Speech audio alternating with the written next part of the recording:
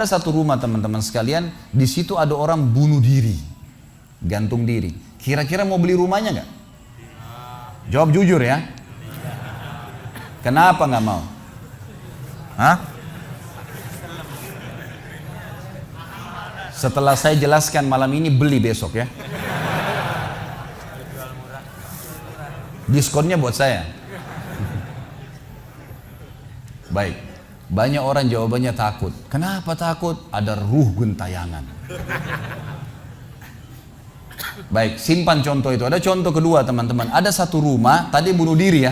Sekarang satu rumah dibunuh oleh perampok. Mau beli rumahnya nggak? Sama juga. Masya Allah cuma 3 orang yang jawab, yang lain berani semua ini. Nggak mau juga beli. Kenapa? Takut. Ada ruh gentayangan. Teman-teman sekalian, ambil dari saya malam ini dengan izin Allah. Ini ilmu dari wahyu, bukan dari saya. Tidak ada ruh gentayangan. Nggak ada ceritanya dalam Islam kuburan terbuka pocongnya keluar. Nggak ada itu. Nggak ada tangan dari kloset tarik-tarik orang. Itu semua dusta. Dusta. Perusakan akidah dari media-media syaitan. Sinetronnya, filmnya, segala macam. Manusia bisa berubah jadi singa lah, bisa beginilah, macam-macam. Dusta, dusta, nggak ada dalam Islam, nggak ada. Dari mana dalilnya? Nggak ada ruh gentayangan. Baik, dengarkan hadisnya. Hadis yang mulia, hadis riwayat Bukhari. Suatu hari Nabi SAW pernah mengantar jenazah sahabatnya. Waktu jenazah tersebut ditaruh di kuburan, kata Nabi SAW, kalau seseorang mukmin meninggal dunia, siapa orang mukmin teman-teman sekalian? Orang yang sudah menggabungkan antara rukun Islam sama rukun iman. Kalau antum syahadat sudah, muslim, alhamdulillah, sholat 5 waktu, zakat, puasa Ramadan, haji, sudah dikerjain. Ditambah dengan keimanan, yakin Allah ada, yakin malaikat ada mencatat, yakin diturunkan dalam Al-Quran, yakin ada Rasul yang mengajarkan Nabi Muhammad SAW, ada diterima pahalanya hari kiamat, maka itu namanya mukmin. Ditambah dengan mengimani qada dan qadar. Kalau ada orang sholat, Allah ada nggak ya? Malaikat catat nggak ya? Hari kiamat saya terima nggak? Ini masih muslim, belum mukmin, masih level di bawah. Pertama muslim dulu baru mukmin. Makanya dalam hadis disebutkan ada iman, ada Islam, ada iman, ada ihsan, gitu kan? Ini level-levelnya. Nah kata Nabi SAW, kalau orang mukmin menggabungkan antara rukun Islam sama rukun iman, sholat yakin Allah ada, sholat begini dan seterusnya, maka akan datang kepadanya 3 sosok malaikat pada saat meninggal. Dan ini teman-teman bukan dongeng saya ceritakan, ini hadis Nabi, berita wahyu yang pasti kita semua akan saksikan. Demi Allah ini benar, ini wahyu, gitu kan. Malaikat datang, di kiri kanannya malaikat rahmah yang membawa kain kafan dari surga, yang satu malaikat maut diubun-ubun kepalanya sambil berkata, ya ayyatuhan nafsul mutmainnah irji ila rabbiki radiyatan mardiyah. Hai jiwa yang baik, keluarlah kepada rahmat dan pengampunan Tuhanmu. Kata Nabi SAW, ruhnya keluar lebih mudah daripada air dari mulut kendi, cepat sekali. Begitu keluar, belum sesaat keluar ditangkap oleh malaikat rahmat, dibungkus dengan kain kafan dari surga, dibawa ke langit. Begitu dibawa ke langit, menembus 7 lapis langit, semua malaikat-malaikat di atas langit sana berkata, ruhnya siapa ini? Sungguh mulia ruh ini. Kenapa? Kata Nabi SAW, karena ruh itu mengeluarkan bau yang lebih wangi daripada bau kasturi. Semoga kita semua insya Allah termasuk. Maka kata Nabi SAW, malaikat rahmah mengatakan ini fulan bin fulan, namanya yang paling mulia di dunia. Lalu kemudian ditembuskan sampai langit ke-7, lalu kemudian terdengar suara dari langit ke-7. Allah Azza wa Jalla berkata, catatkan hambaku termasuk penghuni surga, kembalikan dia di dunia, di sana saya ciptakan, di sana pula saya akan bangkitkan. Diantar ruhnya bersamaan jasadnya diantar oleh kerabatnya. Baru 3 langkah mereka jalan, dia masih bisa, ruh ini masih mendengarkan suara sendal mereka. Lalu malaikat datang mendudukkan dia lalu berkata, siapa Tuhanmu, siapa nabimu, apa kitabmu? Lalu dia kalau orang beriman, kata Nabi SAW, Allah berfirman, yuthabbitullahu alladhina amanu bil qawli tsabit fil hayatid dunya fil akhirah. Allah akan tetapkan jawaban lisan orang-orang beriman di dunia. Kalau dia belajari agama ini lalu ditanya kenapa kau sholat, kenapa kau puasa, dia akan punya jawaban dari wahyu. Dan di akhirat kata ulama tafsir adalah yang dimaksud pertanyaan mungkar nakir atau malaikat di kuburan. Ringkas cerita adalah dia akan menjawab, Tuhanku Allah, Nabiku Muhammad, kitabku Al-Quran. Pada saat dia jawab jawaban itu teman-teman sekalian, maka tiba-tiba saja kata Nabi SAW, malaikat tersebut membukakan baginya pintu neraka. Azab, siksaan, orang teriak-teriak, api yang berkobar-kobar, dia ketakutan. Kata malaikat, lihat dari apa Allah selamatkan dirimu. Karena kau beriman, kau nggak jadi masuk sini, ditutup. Supaya dia tahu nih, kalau dia berbuat salah akan masuk situ, ditutup. Dibuka pintu surga, dayang-dayang, permadani, istana yang luas, luar biasa. Dia gembira. Lalu kata malaikat, kau akan masuk di sini. Maka si mayit tersebut pun berdoa mengatakan, ya Allah cepatkan waktu karena aku ingin masuk ke dalam surgaku.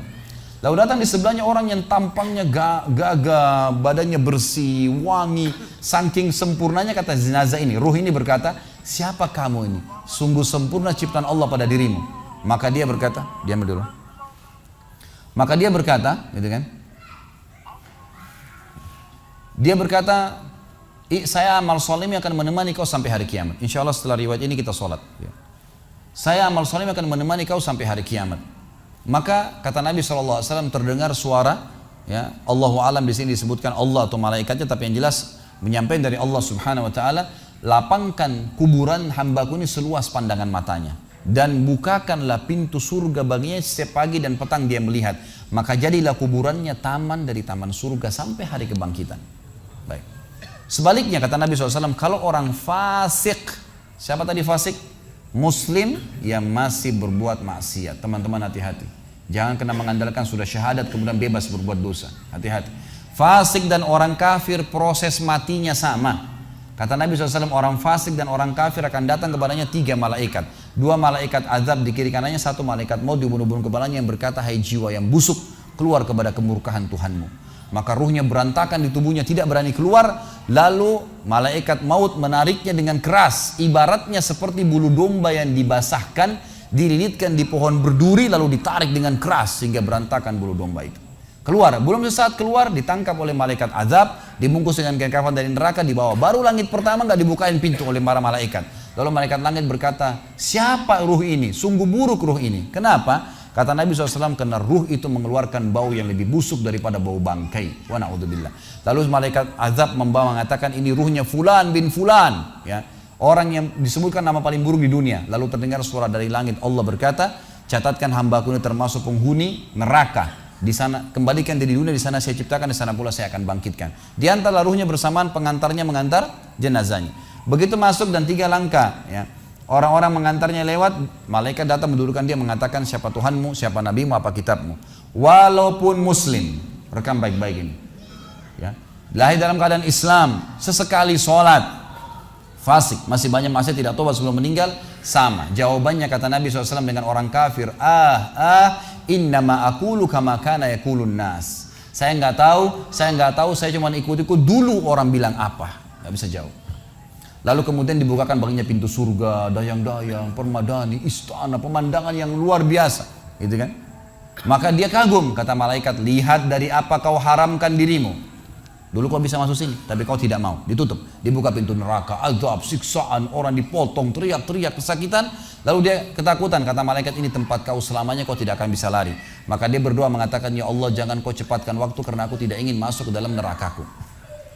Lalu datang di sebelahnya orang yang buruk tampangnya, bau badannya nggak enak. Lalu saking buruknya kata jenazah ini, kata ruh ini, siapa kamu ini? Pergi dari saya, sungguh buruk ciptaan Allah pada dirimu. Maka dia mengatakan, tidak, saya amal burukmu yang akan menemani kau sampai hari kiamat.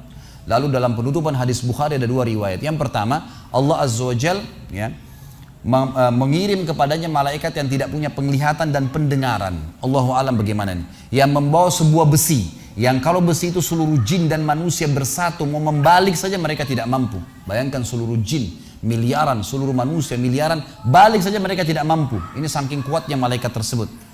Maka menghantamkan ke tubuh orang ini hancur, diutuhkan kembali lagi. Begitu terus sampai hari kiamat. Riwayat yang kedua mengatakan Allah Azza wa Jal membuat dinding kuburannya merengut tubuhnya, menjepit tubuhnya sampai seperti ini tulang rusuknya. Kembali lagi, kata ulama hadis digabungkan keduanya, dipukul sambil diremukkan, dikembalikan lagi, begitu terus sampai hari kiamat. Maka teman-teman sekalian, dalil ini sebagai penutup dalam sesi pertama materi kita, teman-teman sekalian, dalil ini menjelaskan tidak adanya ruh gentayangan dalam Islam, nggak ada. Kita tarik ke contoh tadi, orang yang bunuh diri tadi berdosa besar bukan? Dosa besar. Berarti dia meninggal sekarang di kuburan lagi disiksa. Nggak ada ceritanya keluar ganggu orang atau balas dendam. Gak ada waktu. Hancur, remuk, dikembalikan lagi. Begitu terus. Kemudian juga sama. Orang tadi contoh kedua yang dibunuh sekeluarga. Kalau dia muslim maka dia mati syahid. Matinya mulia bukan? Mulia. Berarti lagi nikmatin kuburannya taman dari taman surga. Gak ada ceritanya tuh mereka keluar lagi ganggu orang. Gitu kan. Jadi mulai sekarang beli rumah yang banyak dianggap keramat tuh. Bacain surah Al-Baqarah, ada semua syaitannya tuh. Harus yakin dengan sabda Nabi SAW, rumah yang dibaca surah Al-Baqarah tidak akan masuk syaitan. Nggak ada. Takut semua syaitannya. Baik, kita tutup dengan kata-kata saya teman-teman sekalian. Lalu dari mana kalau saya beli rumah saya pernah dengar suara bayi di atas rumah, atap rumah saya. Saya pernah dengar suara cangkul di belakang rumah, pintu bunyi sendiri, gitu kan. Itu semua permainan syaitan yang ada di sekitar rumah itu, atau Anda yang bermasalah. Harus diruqyah. Dibacain ayat, ada sihirnya tuh. Mungkin pernah mandi dulu ilmu kebal, mungkin pernah ini, mungkin pernah bersemedi, apalah macam-macam yang khurafat ini, maka dia harus diruqyah. Jadi harus diobatin. Baik. Begini contohnya, kalau kita lagi lewatin tadi rumah yang orang ada bunuh diri, ini kalau ada syaitan di sini marah dengan saya, tapi saya nggak peduli. Emang dia musuh kita. A'udzubillahi minasyaitonirrajim, gitu kan. Allah hancurin mereka, gitu kan. Yang jelas teman-teman sekalian, kalau kita lewat di rumah yang ada orang bunuh diri, gitu kan. Misal pagarnya 10 meter, begitu kita jalan 1 meter pertama, semua syaitan itu ngerumunin kita tuh. Tuh yang bunuh diri itu perempuan, matanya belalak, rambutnya panjang, keluar darah dari hidungnya. Terus dibisikin. Orang yang takut, manusia yang takut, maka pada saat dia balik ke tempat yang tadi syaitan bisikin dia itu, dia lihat betul nanti perempuan tuh. Karena dia takut, jadi dia bisa lihat. Yang takut saja yang bisa lihat, yang tidak takut tidak bakal lihat. Makanya kalau ada temannya jalan di sebelah nggak takut, tanya, kau lihat nggak? Dia bilang nggak. Kalau dia bayangkan nenek-nenek, dia lihat nenek-nenek temannya. Permainan syaitan. Maka orang beriman mustahil melihat yang seperti itu. Nggak ada ceritanya. Atau dasarnya orang itu kena sihir tadi. Maka bisa melihat penampakan karena ada syaitan yang mengganggu dia, dan dia dasarnya membuka diri untuk itu. Makanya harus ruqyah, obat. Gitu kan? Ada metode pengobatan, tentu bisa lihat di YouTube, ada ceramah saya, ruqyah syariah. Ya, nama saya diketik, insya Allah ada tata cara yang sudah saya ajarkan caranya mengobatin itu. Tapi yang jelas itu semua permainan syaitan, teman-teman sekalian. Dan inilah poin pertama, pintu pertama untuk takut kepada Allah Subhanahu wa taala. Artinya semua selain Allah dalam makhluk jangan pernah takut dengan mereka. Syaitan pun yang biasa dianggap menakutkan bagi manusia itu dusta semua. Sampai sabda Nabi SAW mulia, hadis Bukhari, siapa yang membaca Bismillah, Bismillah, maka syaitan yang ada di sekitarnya menjadi kecil seperti lalat. Jadi orang yang gambarkan syaitan besar itu tidak benar semua. Kata Nabi SAW dalam hadis Bukhari yang lain, siapa yang mau masuk ke rumahnya lalu dia baca Assalamualaikum, salam warahmatullahi wabarakatuh, syaitan di sekitar rumahnya berkata kepada teman-temannya, tidak ada tempat nginap buat kalian malam ini. Salam saja sudah jadi benteng, nggak bisa masuk. Kalau dia makan dengan baca Bismillah, ya, dia baca Bismillah, maka syaitan berkata lagi sama teman-temannya, tidak ada makan malam buat kalian malam ini. Nggak bisa cuy.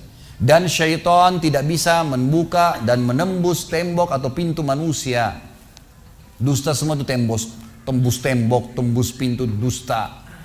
Karena Nabi SAW yang bilang, syaitan tidak bisa membuka kembali pintu yang ditutup oleh manusia. Syaitan tidak bisa membalikkan, ya, panci yang sudah ditutup oleh manusia. Maka padamkanlah lampu kalian, tutuplah panci-panci kalian, karena syaitan bisa menunggangi makhluk yang lain.